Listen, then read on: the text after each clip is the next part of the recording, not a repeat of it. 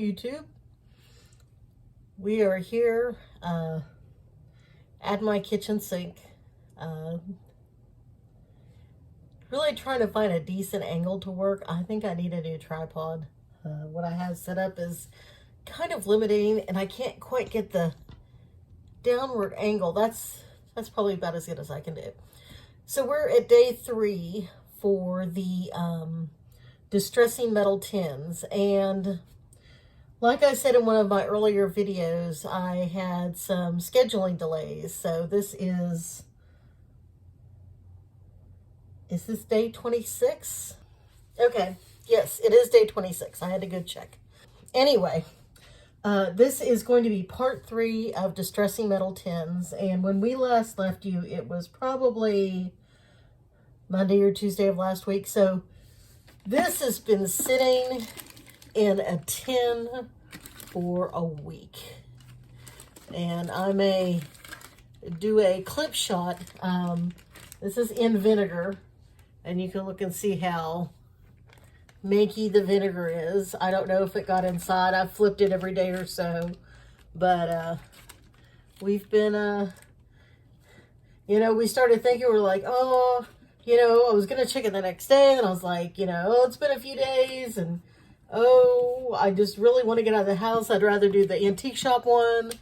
And then I thought, oh, let's just make it a week. So I decided to wait and make it a week. So now, and ironically, I took all this time to clean my sink for what it's worth. This is over 100-year-old sink, so this is clean for a 100-year-old sink. But I thought you guys would get to enjoy, and I'm sure this is going to stink bad. So here we go. We're going to take this apart, and I'm sure I'm going to get a cloud of acidic business here. Oh.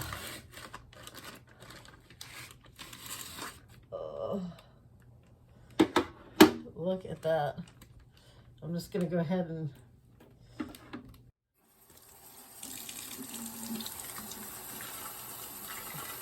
let this rusty water go down the drain. Oh. Ooh. Yeah, it smells very pickly. Oh, this is kind of cool. I think I've lost all original imagery, perhaps. Okay, so let that rinse off a bit. It's pretty solid. Let me throw this bag away. Oof. Ooh, what a pickle. That is some rough stuff.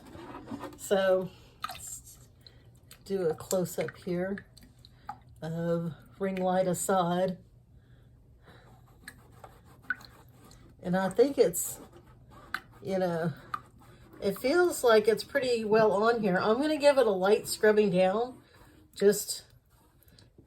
and see. I don't want to scrub it, but I think anything that's permanently on it will have to be polyurethane. And there's a bunch on the inside too, which really didn't corrode too bad, so I'm very happy. I wanted the inside to stay intact.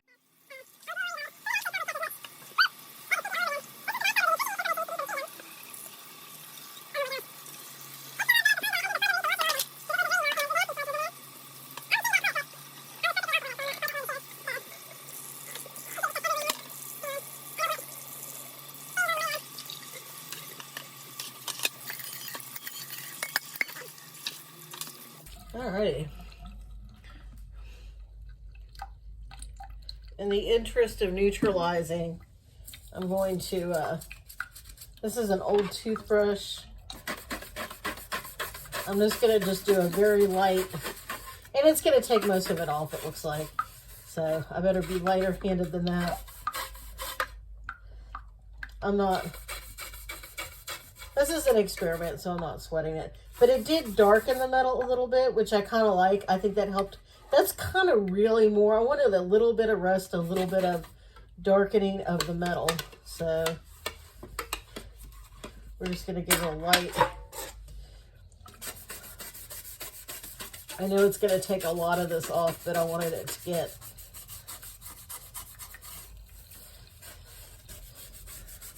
just a little grungy. There we go. Now it smells more like metal than vinegar. Those corners came out nice. I'm going to clean the sink again. Okay, let's try that. Oh yeah, I can see the little boy again a little bit. That's good. I can see about half of his head. The inside looks great, which is great because it's going to hold like post-apocalyptic sewing supplies.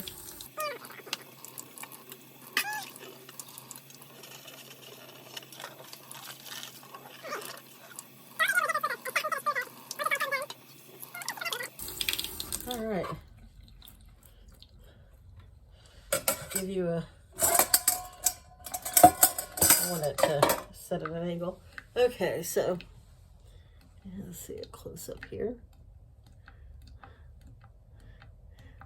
And that used to be the boy's head, I guess. Here's his eyes.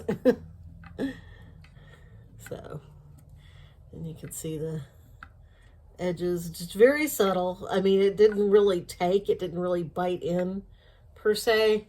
We'll leave it exposed to oxygen and see. But the inside looks great, which is what I want. I want this to be okay because I don't want anything in here to be messed up. So as long as the protective aspects of the tin is good, then we're okay there. And this is the back side where I sanded it down in places. You know, a little more. The corners cleaned up because they weren't, you know, that was covered up. But we'll see if it's still like letting some stuff go. But yeah, I think maybe just a layer of varnish so it doesn't spread its rust to other things. And the rest can crawl under the varnish for all I care.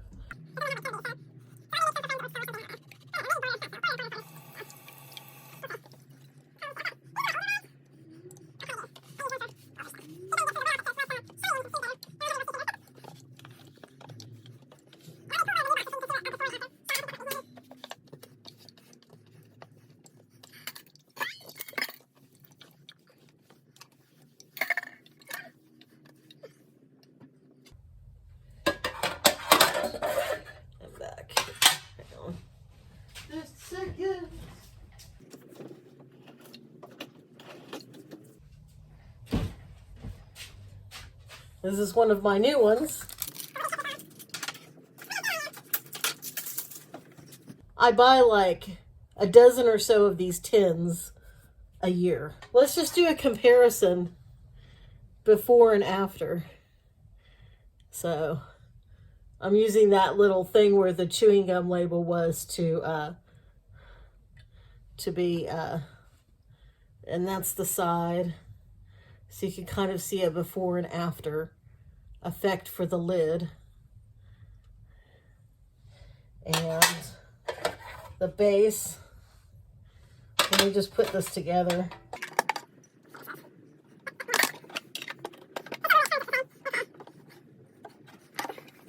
Okay, so nutrition information, no more nutrition information. So you could take something that looks brand spanking new and make it look ancient. There you go.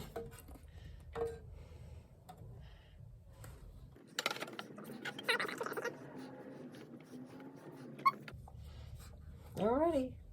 So that's that. We may or may not do a part 4 where we shellac this. I'm just gonna let it dry out for a week and see if it continues rusting. If whatever is in there, you know, spreads like it's little fungusy. It's not a fungus, I know. I think it's rustobacteria. I can't remember. Or is it just an oxidation process? But I'm going to let this dry out properly and wipe it down one more time.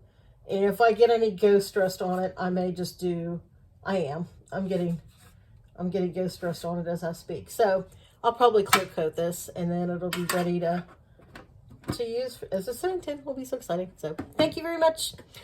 If you want to see more weird stuff like this, I'm always doing odd kitchen experiments. Like and subscribe.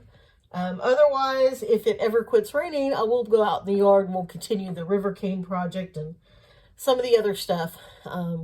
Going to try to get my porch cleaned up for spring and restore some wicker furniture. I bought a whole set last fall and it was soaking wet and flaking paint, so I just kind of let it flake paint on my porch and I just swept constantly. So I might get some wicker restoration videos a little later on. So thank you very much. Bye-bye.